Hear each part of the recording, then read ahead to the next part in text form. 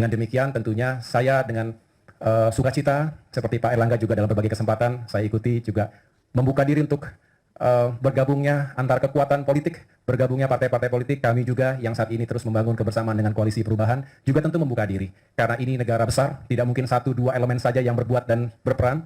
Kita, Golkar dan Demokrat ingin berperan lebih besar lagi, lebih baik lagi.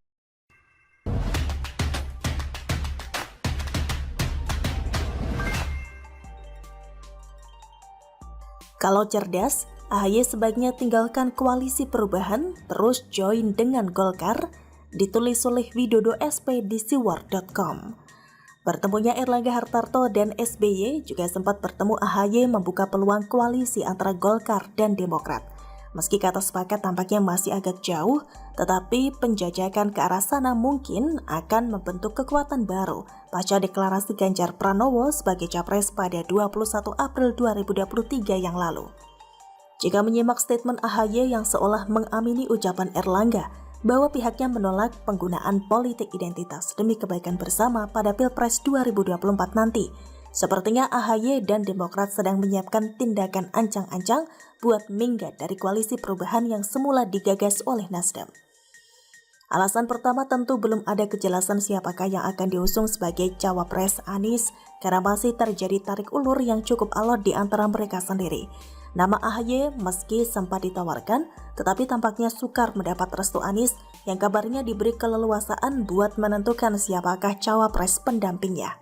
Enak bener ya, kalau dipikir si Anies ini.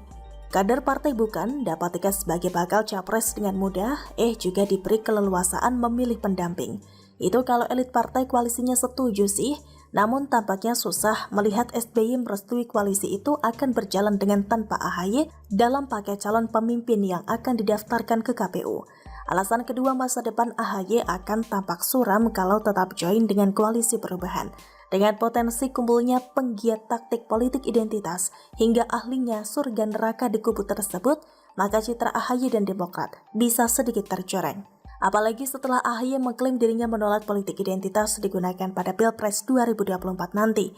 Apa kata orang kalau dia menolak, tetapi tetap berada satu gerbong dengan PKS dan Partai Umat dengan mengusung bapak politik identitas sebagai capresnya? Mumpung belum terlambat, kalau AHY cerdas, dia sebaiknya mulai ancang-ancang buat minggat dari koalisi perubahan demi menyelamatkan partai dan kansnya agar berpeluang maju sebagai cawapres berpasangan dengan Erlangga dari Golkar.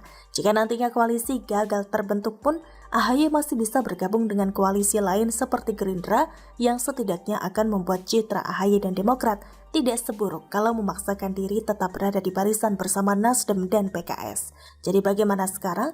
Semuanya tinggal butuh keberanian dan kenekatan dari AHY. Tentu saja dengan restu SBY sebagai the real decision maker di tubuh Demokrat. Memangnya mau ngapain lagi? Mau berhitung sampai kapan atau mau berkontemplasi biar terdengar keren seperti dilakukan oleh Megawati Soekarno Putri?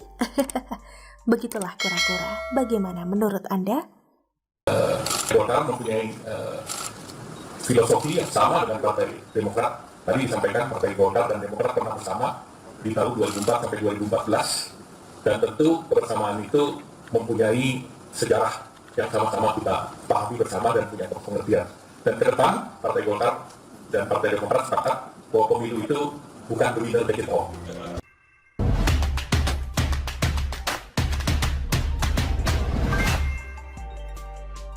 Celaka. Demokrat bersekutu dengan Golkar dan Anies bakal terpental dari pencapresan. Ditulis oleh Heru Subagya di siwar.com. Langkah koalisi menuju kursi pencapresan semakin ngawur dan tidak jelas. Baik elit dan partai atau koalisi partai sudah mengalami krisis kepercayaan dan juga terdegradasi legitimasi kedaulatannya. Berpikir sekadar untuk kenyamanan dan keselamatan diri untuk elit partai tersebut dan juga partainya. Koalisi yang terbentuk akhirnya mangkrak, tidak produktif, dan hanya sekedar statuta atau piagam kesepakatan. Dirusak dan dibelokkan oleh berbagai alasan tindakan politik praktis. Kekuatan penuh hanya sebatas kalimat dalam pasal dan ayat. Substansi koalisi sudah ditinggalkan atau dikosongkan.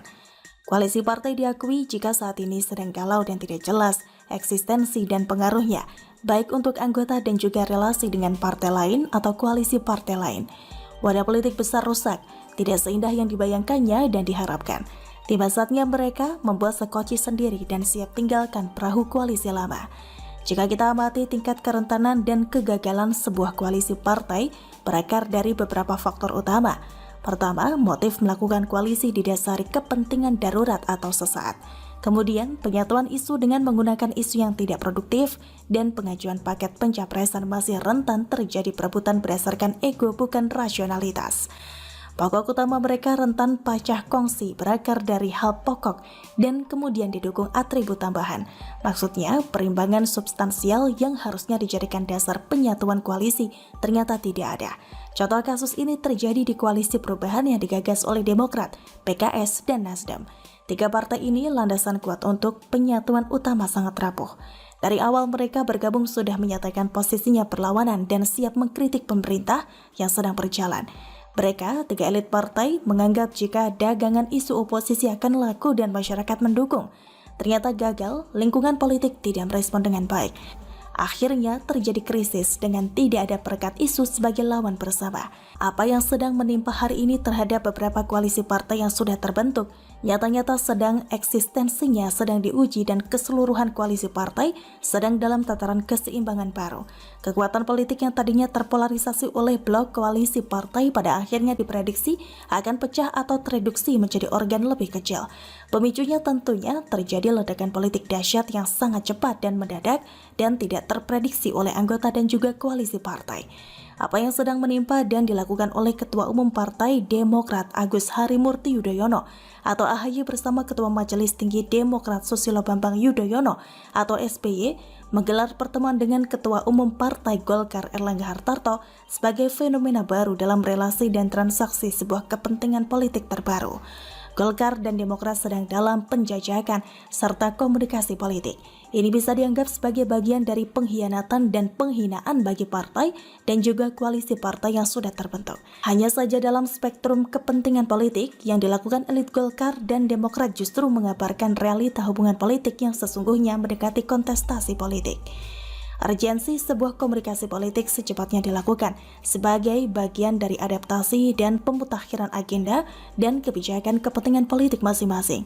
Dalam konteks ini, pendekatan atau bahkan jaminan asmara baru untuk membangun kemitraan kerjasama politik baru bukan barang haram.